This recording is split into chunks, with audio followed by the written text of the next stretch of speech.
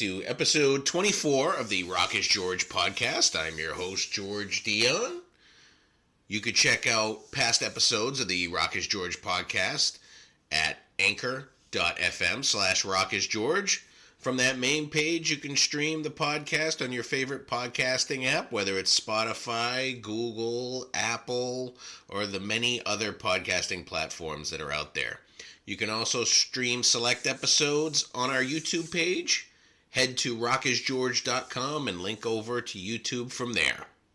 I have another great interview for you today with a rock and roll legend, Jim McCarty, the drummer of the Yardbirds. The Yardbirds may be prominently known for the famous guitarists that came in and out of the group: Eric Clapton, Jeff Beck, Jimmy Page, but Jim McCarty's been there since the beginning. Since the band formed in 1963, he still has the Yardbirds going today. Jim has also been a part of numerous bands throughout his musical career, not just the Yardbirds. After the Yardbirds, him and vocalist Keith Relf formed the band together in 1968. That band kind of morphed into Renaissance between 1969 and 1970. To sit here and name all the bands that Jim has been a part of will take up most of the podcast time, but you can check it out on his Wikipedia page. One of the bands that I discovered in researching my material for Jim was Box of Frogs. It was from 1984 to 1986. Had more of that 80s sheen than the psychedelic kind of, I don't want to call it hippie rock stuff from the 60s and 70s that Jim was known for early on. Jim also had a surprising career as a new age artist, just doing instrumental music, something that you might hear in your doctor's office or massage parlors or new age store when you're picking up some incense or something like that. It's very impressive music. It's better than what you probably have in your mind of new age music. Jim is also an accomplished author. In 2018, he released his autobiography, Nobody Told Me. It was about his time in the Yardbirds, of course. Jim has followed up this book this year. The book's a little different take, where his first book was about his life in music and in the Yardbirds specifically. His second book is about the passing of his wife and spirituality and life after death. The name of the book is She Walks in Beauty, My Quest for the Bigger Picture. Definitely an interesting book. If you've got an interest in the supernatural and kind of the unexplainable, this is certainly an enjoyable book, and I had the chance to speak with Jim McCarty about that and a little bit about the Yardbirds. So let's get to it. So we're talking today about your new book. It's She Walks in Beauty, My Quest for the Bigger Picture. It's a sequel, sort of, to your first book, Nobody Told Me, My Life with the Yardbirds, Renaissance, and Other Stories. But instead of being kind of based on your history in music, this one's a little more based on your personal life. So if you want to discuss a little bit of what inspired you to write the book. Yes. It was inspired, actually, by the passing of my wife, which was last June. With the other book, it was more or less my whole autobiography, and everything had gone very nicely for me. And, I'd had quite a nice life. And then all of a sudden, she got cancer with 2 years trying to get rid of it and couldn't. And we were very close, and it was quite a big blow when she died. I sort of looked after her at home and everything. And I just thought, well, where's she gone? I need to find out where she's gone, because we were so close, And so I looked at various YouTube videos of people talking about near-death experiences, and people like Eben Alexander, who was a brain surgeon, and he had a very, very good near-death experience he talked about. And it was good coming from him, because he said, well, my brain was actually dead at the time. I was given a 2% chance of living, But I did come back to my body and I did live. So it sort of proved that the consciousness was separate from the brain. And I also, then I discovered various mediums, and one in particular called Suzanne Giesman, who's in America. And she was doing a course, a Zoom course during the lockdown to study mediumship. So I thought, well, I'll give it a go. It all sounds very interesting. So she gave me various ways of contacting my wife, various stages. And so I did. I was a good student, and I ended up getting into contact. And I got some fantastic evidence that it was, it was true. She came through during another medium session where she suggested doing a book about all this stuff. So I got in touch with Dave Thompson that wrote the other book with me, thinking he wouldn't be interested because he's a real rock and roll writer. And he was. He loved it all. He loved all that sort of stuff.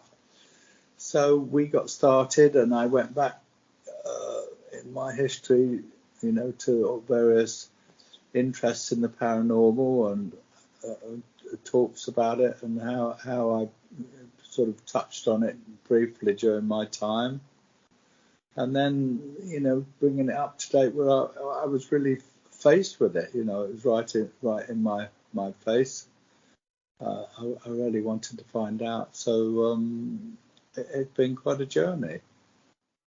Yeah, it's quite different from the other book. It's definitely quite the journey as well. And I mean, you mentioned initially that it was the passing of your wife, that you wanted to talk to her and seek out mediums and stuff like that. But yeah, reading your book, you've always kind of been interested in the unknown and the unexplained and the supernatural and UFOs and ghosts like that. I mean, there is a mysticism to it that I think some people shrug off, but other people are like really into it, like yourself.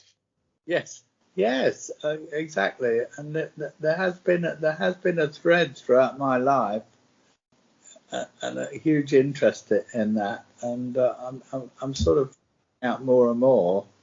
But of course, it's only little bits, and how are we ever going to find out the whole truth about everything? I mean, it's The day that it's over is the day we're gonna have the answer. That's right. You say that you've explored all these things, but you take it all with a grain of salt in this book. You some things you're like, yeah, this could have happened, but I could just be thinking of this. Well, that's right. It was an observer. I'm an observer, really, just seeing what happened and what could happen, and maybe some things are in imagination and other things are not.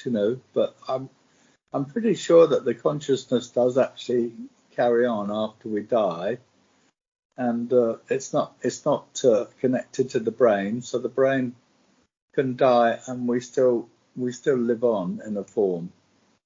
So one of the things I noticed is that, you said you were contacting your wife who recently passed. Have you tried contacting other people in your lives that have passed away? Well, no, I wasn't really so passionate about that. I have been asked. Maybe it would be quite an idea, particularly Keith Ralph, of course. But he did come up in a session where somebody asked me, "Oh, do you have a brother in spirit?" And I said, "No, I'm an only child." And they said, "Well, there's somebody here with long blonde hair." And I said, "Oh, okay, I know who that is." And he was actually with my wife, which was nice. He said, "Oh, he's got his arm around your wife," which was lovely to hear. Absolutely. And Keith, from the singer of the Yardbirds, you mentioned in the book, he shared these interests with you. You guys picked up the literature, you met with people and stuff like that. Do you think that sort of having an interest or a belief in this kind of makes it possible to kind of transcend the life and death barrier? Well, I think yes. I think the interest makes you open. If you can open up to it, that's the whole thing, isn't it? And there's a lot of closed people that wouldn't even think about it. So I've always been open-minded to it, and I think that makes it easier. And it's an incredible thing. The more you find out, the more everything is connected, and there's a whole sort of web going on of connections, throughout, sort of timeless connections. And also, I mean, it sounds a bit corny, but there's a lot of love. There's a lot of love going, and it seems to be a very loving place to be when you get over there. It's not a sort of judgmental place or a hell or anything horrible. It seems to be really, really beautiful. Sure, better than what we're living through right now, a world of fear and being scared and everything's bad and all that other stuff that's going on around us. Exactly, very difficult, isn't it, at the moment? So I think we just have to sort of last it out. The book will give people some hope or some positivity, especially if they've lost relatives or loved ones. And of course, I've learned so many stories during my quest. So many different stories of other people and how they communicate, and it's been very, very interesting. And you've explored other religions and obviously how they feel about life after death. You've done some spiritualist stuff, you've done some Buddhist stuff and things like that. What do you think? Why do you think we have to come here first to go to some place so much better and full of love? I think we're all learning something or other. I think we have to go through this to learn. And there's a guy called Robert Schwartz who writes quite interesting books about your life's or your soul's plan. There's a book called Your Soul's Plan, and he said, "Well, we plan these lives together. I could well have planned this life with Elizabeth, my wife, or we could have had a situation where we lived together and we had the other way around, and so we wanted to or we needed to do this so we could balance it up in some way. I don't know. And in that way, if you're part of that plan, then you don't feel a victim. I signed up for this, and now it's all about what have I got to learn, because she's done her thing. I mean, she's happily somewhere, happy ever after or whatever. She's somewhere very nice, and I've got to learn how to get through all this stuff. And you two actually met doing something spiritual, or I don't want to call it, sort of like psychic medium stuff is kind of what brought you and your wife together. Yes, we met in an alternative health centre up in the west of England. But it was it was all about healing and channeling our higher selves and all that stuff. It was very interesting. So we had that in common. So I think that makes it easier in a way for us to communicate. Absolutely. Some of these beliefs in the afterlife and spiritualism and science fiction and stuff kind of bled into the Yardbirds music here and there, and some of your stuff with Renaissance and kind of the music that you wrote throughout your life. Yes. I suppose some of the examples are in the book. Happenings 10 years time ago was probably the most famous of them. When we were Keith and I were writing that song about being reborn or whatever, and remembering past lives. I don't know whether we can get it over in the song. I think that's why it took a while to be accepted. It was difficult song to accept, first of all, I think, when it came out. But I'm very proud of that song. I think that works really well. You talk about the events in your life being connected together as you look back on it. This had to happen for this to happen, or this person came into your life because of this, and kind of one of the connecting things that kind of raised an eyebrow on me is that, I'm talking to you today, and I was reading that, Keith passed away from an accidental electrocution, but it was on May 12th, 1976, and that was the day I was born. No, really? Oh, that's very funny, isn't it? I know there's so many synchronicities that we can't explain. That's incredible. It's a crazy coincidence. I'm like, wow, that's interesting that I'd be talking to him at this point. How funny. So I don't know. You must be connected with him in some way. I don't know. That's really very strange.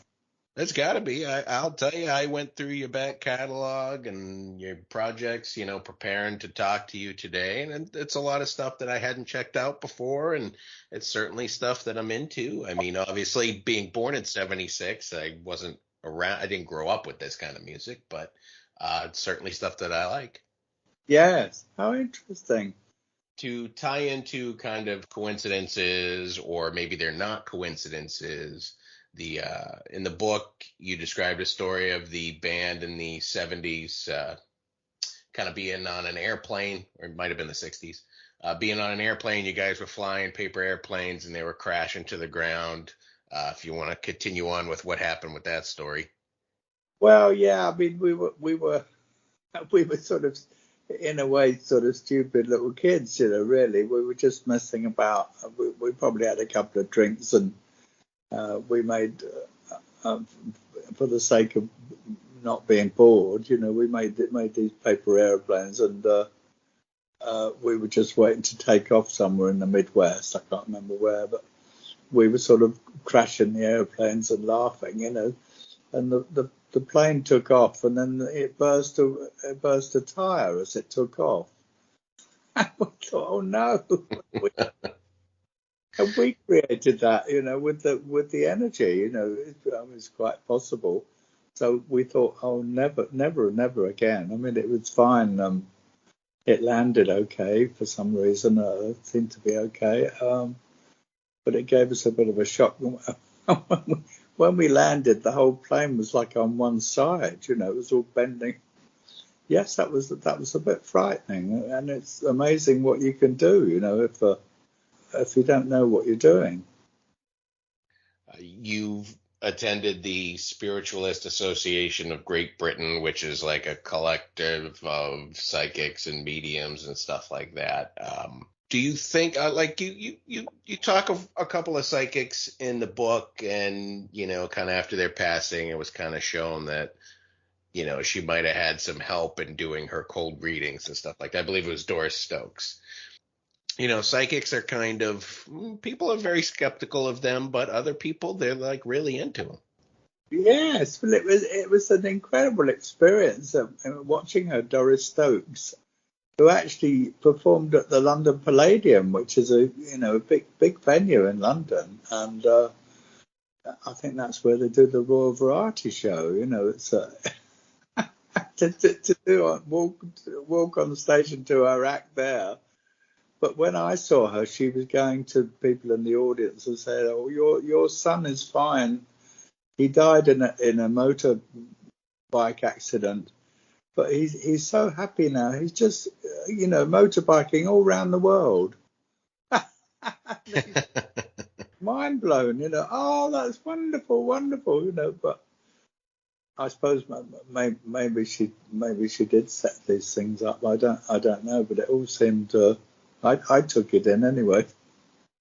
Growing up, there was a psychic on TV called Sylvia Brown, and she did kind of the same thing that Ursula Roberts did, in which she had a spirit guide that talked to her and told her, about people, and they kind of exposed her as being a fake. But the thing, if you look at it another way, and maybe you disagree or agree with me that these people are looking for answers for their family that have died, and that maybe hearing something good is more comforting than anything else, whether it's true or not. I mean, it's all about, if anything is about, if you believe or if you have faith. So what's wrong with a little bit of belief and faith when it comes to these psychic mediums telling you something comforting?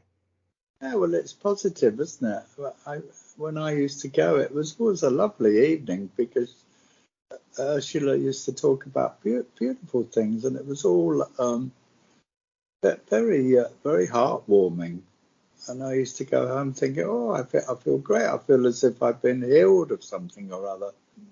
Positive outlook. It's such a power, isn't it? And lots of people have written about that as well. But it's a powerful energy, the positive thinking.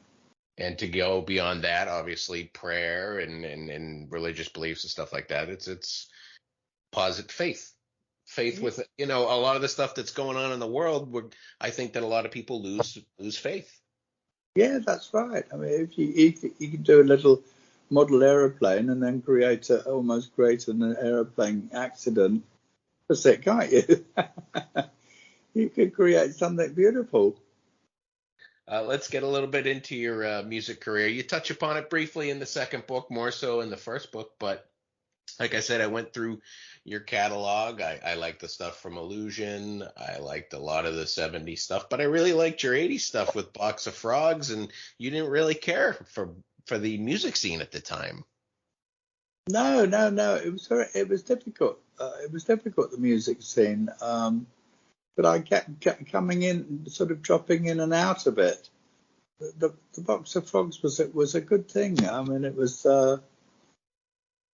fun. It's always got to be fun. And we collaborated again after being together in the Yardbirds, and that was great. And I thought it was well done. It was just a pity we didn't tour. If we'd have toured, it got to a bigger audience, it would have done pretty well. But there was a lot of interest in it.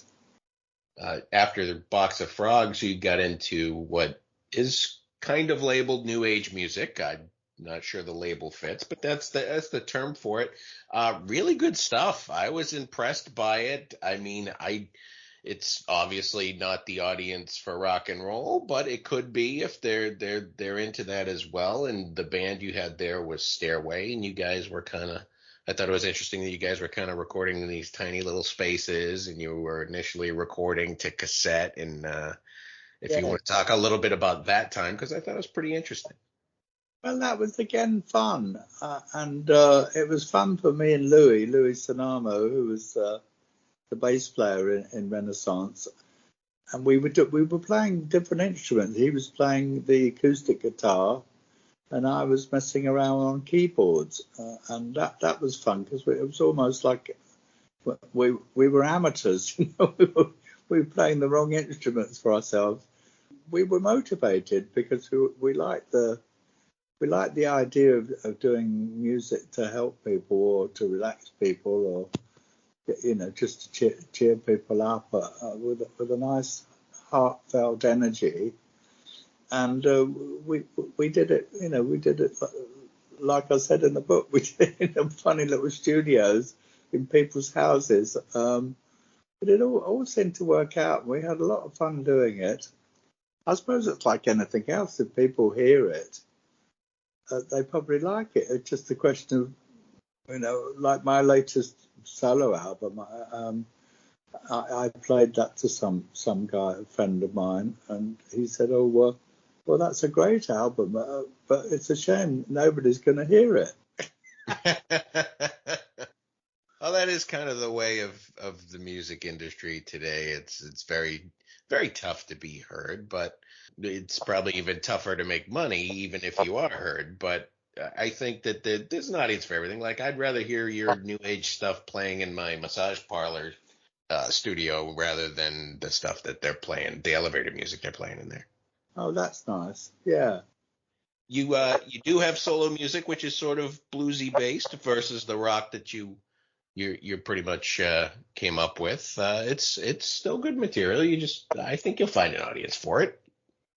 Oh yeah, if I really, if I made a huge effort, I'd have to go out on the road and play it live. But it's a sort of economic thing. I have to pay everyone to play and have to get there. It's everything, they cost a lot of money to go on the road.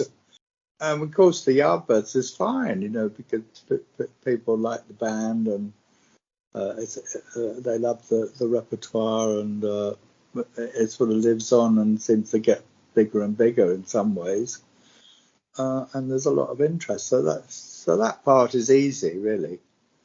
And you got some tour dates coming up in 2022 with the Yardbirds, right? I saw that you're going to be on like this cruise.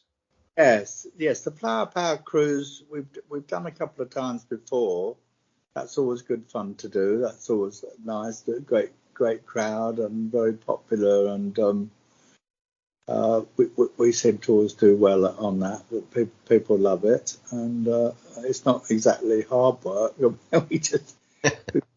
I think we only play one show and do a question and answer for an audience on another day, and we're only really on board for 3 or 4 days, and it's all very pleasant. It's all usually pretty good weather in the Caribbean, and then we go up to the East Coast to play some theatres and clubs up there. That's excellent, and it's good that the Yardbirds are still rolling. Have you considered in the modern era of making more Yardbirds music, or are you just gonna rest on a very comfortable catalog that's well known already out there? That's the easy way of doing it, isn't it? Really. But, yeah, we come up with songs sometimes, but it's just an odd song, and then we got to fit that one in, and then everyone says, "Oh no, let's hear this one. Let's hear the more well-known song." It's quite difficult fitting them in, and they have to be very, very good. But we do some new ones, relatively new. I mean, I think that we've done. We're on the Birdland album, which was that was about 20 years ago. Are you guys in control of your music at this juncture, or is it something that the record label kind of absorbed from the early days? No, we lost a lot of our rights, unfortunately. In the early days, we signed off by mistake, as a lot of other bands did. But we still have the control of maybe 50% of the catalogue. But all the big hits, unfortunately, we signed away on. And the same as everyone else, we were badly advised and got involved with the wrong people. But overall, I mean, I think I've been very lucky to keep going, and I haven't had to do a day job or anything like that. But I've done various sort of part-time things years ago, but I can have quite a nice life. I'm very happy. I'm very lucky. Do you talk to any of the former guitar players that came through the Yardbirds, like Eric Clapton and Jeff Beck and Jimmy Page?